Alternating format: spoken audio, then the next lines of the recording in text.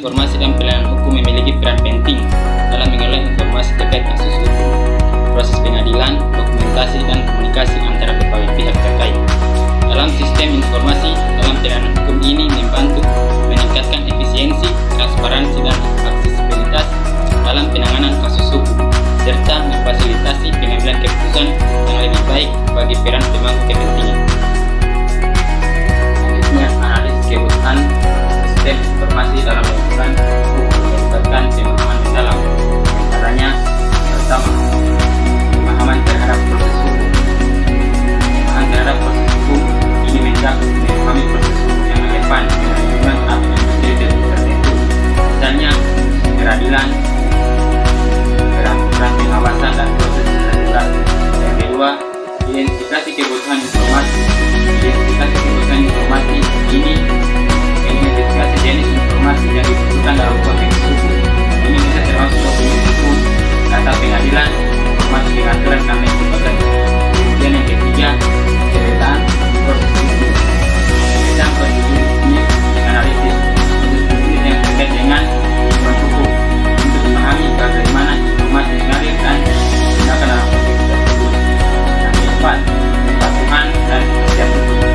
Kepatuhan dan kepastian hukum ini harus memastikan bahwa sistem informasi memiliki persyaratan hukum yang berlaku seperti privasi data, keamanan informasi, dan kepatuhan terhadap regulasi yang relevan. Dan yang kelima, konsultasi dengan ahli hukum.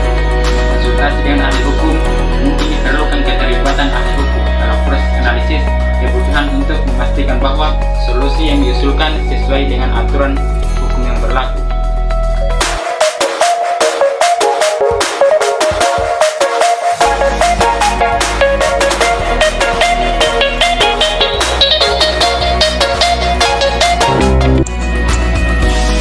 Desain dan implementasi sistem informasi khusus untuk pelayanan hukum melibatkan beberapa langkah penting yang dapat diadaptasi dari contoh sistem informasi pelayanan satu pintu yang dikembangkan untuk pelayanan perizinan di Kabupaten Ogan Komering Ilir. Berikut adalah langkah-langkah yang dapat diikuti. Yang pertama, pendahuluan dan analisis kebutuhan.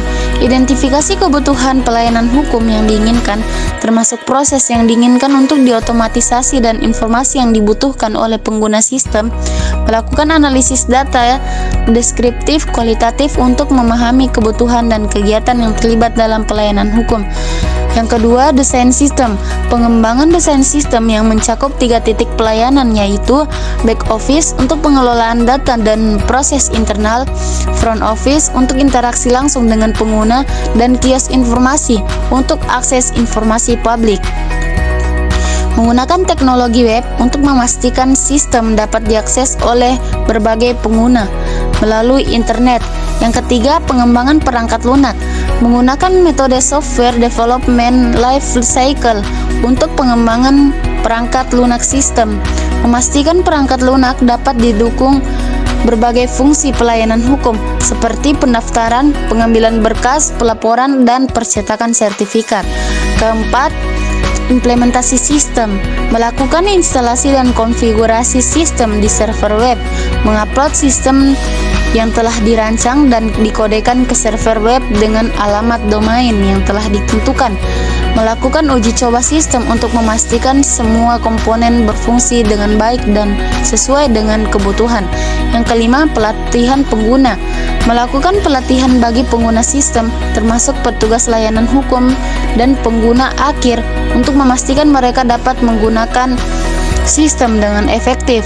Yang keenam, pemeliharaan dan pembaruan. Penyediaan dukungan dan pembaruan untuk sistem agar tetap relevan dan efisien dalam menangani kebutuhan pelayanan hukum.